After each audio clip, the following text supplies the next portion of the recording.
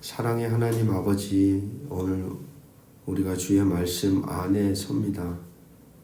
당신의 말씀을 대하는 우리의 마음이 겸손하고 온전하게 준비되게 하시고, 주의 진리를 배우고자 하는 갈급함과 성령의 조명 아래에서 바르게 깨달음을 얻고자 하는 열망으로 가득 차게 하옵소서. 주의 말씀은 살아있고 능력이 있어 우리의 마음과 생각을 비추십니다.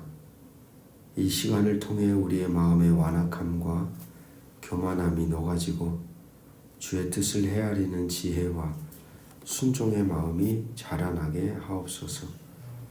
우리 자신의 지혜와 지식을 의지하지 않게 하시고 당신의 뜻을 따라 살아가는 자 되기를 소망합니다. 겸손히 귀를 기울이게 하시며 말씀을 통하여 우리의 삶을 변화시키는 도구로 사용하여 주시기를 주 예수 그리스도 이름으로 기도드립니다. 아멘. 오늘 우리에게 주시는 기록된 하나님 말씀 호세아 2장 1절에서 13절 말씀입니다. 오늘 1절에서 13절은 호세아의 상징 행동을 시청각 자료로 삼아서 이스라엘의 배신을 꾸짖는 내용을 다루고 있습니다. 1절부터 3절은 회복에 대한 언급과 책망의 내용이 나오고 4절부터 7절은 이스라엘의 불신앙 그리고 하나님의 징계, 8절에서 10절은 하나님의 은혜를 잊어버린 이스라엘, 11절부터 13절은 심판과 징계의 이유가 기록됩니다. 어제 본문의 마지막 단락처럼 오늘 본문 1절까지 하나님의 본심은 그들을 긍휼히 여기는 마음, 그들이 하나님이 되고 그들이 하나님의 백성이 되는 관계 안에 살아가기를 원하십니다. 하지만 그렇게 되기에 지금 현재 모습이 너무 엇나간 상태로 어렵다는 것이죠. 그래서 2절의 말씀이 선포됩니다. 2절, 너희 어머니와 논쟁하고 논쟁하라. 그는 내 아내가 아니요 나는 그의 남편이 아니라. 그가 나의 얼굴에서 음란을 제하게 하고 그 유방 사이에서 음행을 제하게 하라. 두 번에 반복되는 단어가 눈에 들어옵니다. 제하게 하고 제하게 하라. 원래 하나님이 원하는 그림으로 가기 위해서는 제거해야 될 것들이 있다는 겁니다. 제거하라는 표현 안에서 우리는 또다시 하나님이 행하시는 심판과 징벌의 목적이 바로 아내와 같은 이스라엘을 심판하는 데 있지 않다는 것을 알 수 있습니다. 부정한 것을 제거하는 데 목적이 있다는 거죠. 관계를 지속하기 위해서. 중요한 것은 두 마음을 가진 존재에서 한 마음을 확실하게 제하고 한 마음으로 하나님을 바라보고 그분의 말씀 안에 그분의 다스림과 통치 아래에 살아가는 삶으로 돌아서야 한다는 것입니다. 보십시오. 어머니가 돌아서지 못하면 당연히 그에게 출생한 자녀들까지도 돌아서질 못합니다. 어머니를 닮아 자식들도 음행을 행하는 관계 안에 살아가게 됩니다. 이처럼 한 존재가 하나님과의 바른 관계 안에 살아가는 흔적은 또 다르게 연결된 이들을 바르게 인도하는 다리가 되기도 하고 때로는 바르게 인도하지 못하는 부서진 다리가 되어버리기도 합니다. 그만큼 오늘 우리의 삶은 나 한 존재로 끝나는 것이 아닙니다. 반드시 누군가에게 이어져 있고 영향을 주고 그리고 영향을 받는 유기적 관계 안에 서 있다는 것입니다. 그만큼 우리 각각의 존재 자체로의 거룩한 삶에 대한 책임이 있다는 말이죠. 책임. 안타까운 현실은 그런 어머니가 자기를 제대로 보지 못한다는 사실에 있습니다. 2장 5절 말씀, 그들의 어머니는 음행하였고 그들을 임신했던 자는 부끄러운 일을 행하였나니 이는 그가 이르기를 나는 나를 사랑하는 자들을 따르리니 그들이 내 떡과 내 물과 내 양털과 내 삶과 내 기름과 내 술들을 내게 준다 하였습니다. 여기서 그녀를 사랑하는 자들이란 이스라엘을 사랑하는 자들로 읽어볼 수 있는데 이스라엘 당시의 강대국들입니다. 힘과 권력과 풍요를 가진 나라들. 그들이 준다 하였기에 그들을 쫓아다닌다는 것이죠. 그러나 그 나라들이 이스라엘의 마음대로 움직일까요? 자신들의 욕망을 따라, 이득을 따라, 뜻을 따라 아침 저녁으로 마음이 달라지는 그들의 마음을 이스라엘이 사로잡을 수가 있겠습니까? 든든하게는 보였지만 사실 그들을 의지하는 것처럼 이처럼 불안하고 위태로운 관계는 없다는 겁니다. 그런데 그걸 의지하고 있다는 거예요. 6절을 보십시오. 여기에서도 하나님의 사랑이 느껴집니다. 2장 6절입니다. 같이 한번 읽어보겠습니다. 시작. 그러므로 내가 가시로 그 길을 막으며 담을 쌓아 그로 그 길을 찾지 못하게 하리니. 참 이 말씀이 묵직하게 다가오는 이유가 있습니다. 왜냐하면 이스라엘의 율법에도 간음죄의 경우에 사형 집행 또는 이혼 증서를 써주어 관계를 끊도록 하죠. 이미 바람이 나버렸기 때문에 그렇게 해도 아무도 손가락질할 사람이 없습니다. 그런데 오늘 본문 보십시오. 6절에서 하나님은 그렇게 잘라내지 않으시잖아요. 법대로 취급하지 않습니다. 오히려 가시로 길을 막고 담을 쌓아 바알에게도 엉뚱한 대상에게로 가는 길에 가지 못하도록 그들을 다른 길로 가도록 가이드를 한다 이 말입니다. 심판하여 끝내는 게 목적이 아니라 하나님의 징계를 통해 구원하시고자 회복시키고자 하는 의지가 아주 강하신 것이죠. 회복되기를 원하는 마음. 7절 그가 그 사랑하는 자를 따라갈지라도 미치지 못하며 그들을 찾을지라도 만나지 못할 것이라. 그제야 그가 이르기를 내가 본 남편에게로 돌아가리니 그때에 내 형편이 지금보다 나았습니다. 잡을 수 없는 대상들을 아니 어쩌면 사람이 의지해서도 안 되는 것을 의지하는 마지막의 결말입니다. 그때서야 원래의 관계가 나았다 라고 깨닫는다는 사실입니다. 호세아를 통하여 하나님이 말씀합니다. 8절입니다. 사실 이스라엘이 거둔 포도주, 기름, 은, 금 모두 내가 주었다. 그런데 하나님이 공급해 주시는 그 풍요로움으로 엉뚱한 대상에게 몰두하고 하나님을 저버렸다라는 거예요. 우리의 삶도 이런 경우가 있을 수 있습니다. 그리고 이런 경우가 있죠.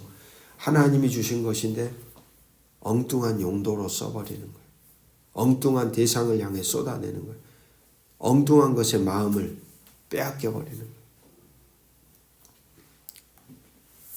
여러분, 축복을 상징하는 포도나무가 있지 않습니까? 이스라엘의 축복 번영을 상징하는 나무가 포도나무입니다. 근데 아십니까? 포도나무의 소산물이 과하게 될 때 사람들이 어떻게 될까요? 취합니다. 취해. 엉뚱해진다는 거예요.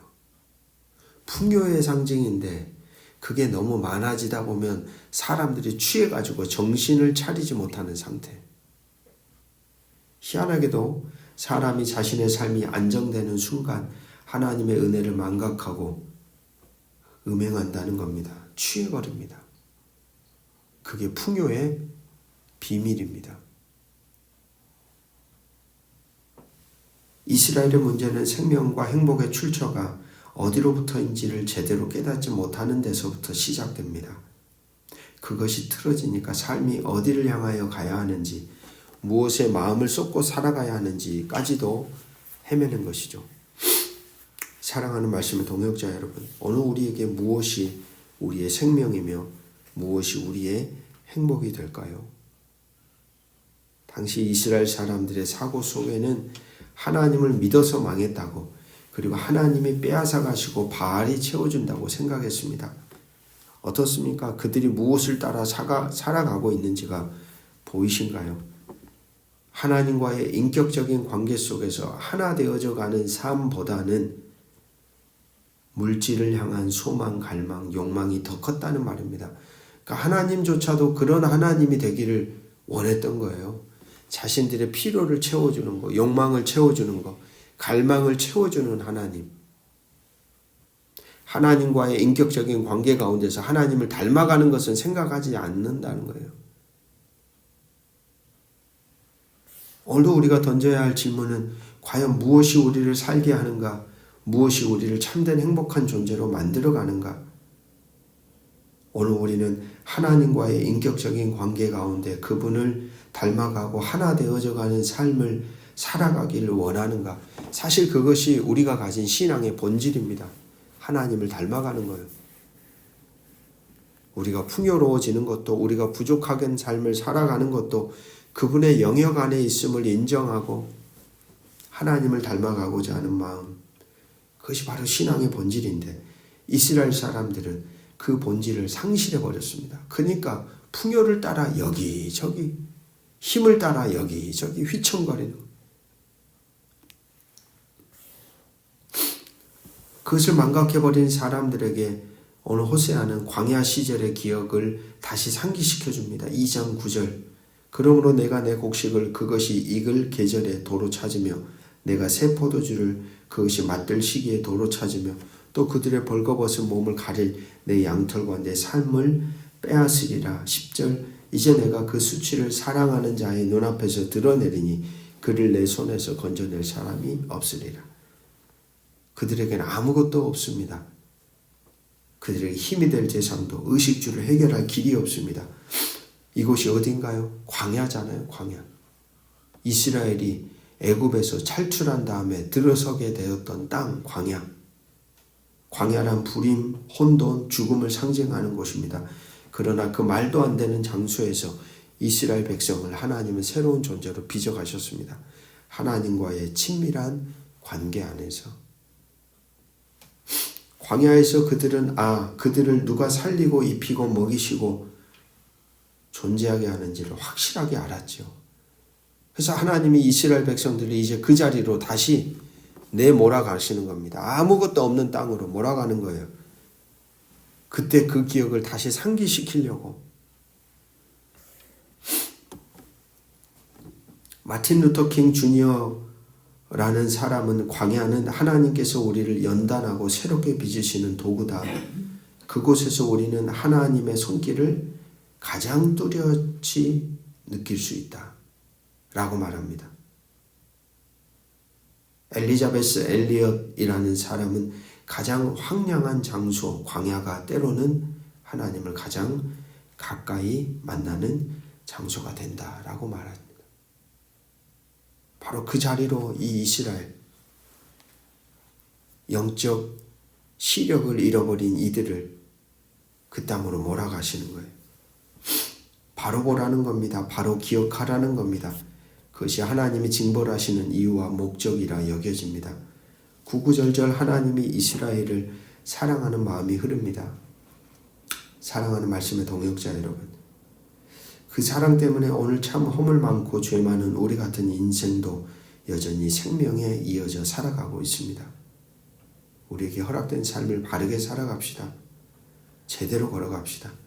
하나님이 원하는 관계가 무엇인지, 도대체 어떤 관계를 원하시는지 나에게, 하나님조차도 욕망을 실현시켜주는 투사의 도구로 바라본 채 자신의 탐욕의 신으로 만들어가는 것이 아니라 성경을 통해 드러난 그 거룩하신 하나님을 닮아가려고 하는 그 관계 안에 오늘도 우리의 존재가 바로 서서 그분의 뜻이 담겨진 삶을 오늘도 우리 모두가 걸어가시기를 주의 이름으로 축복합니다.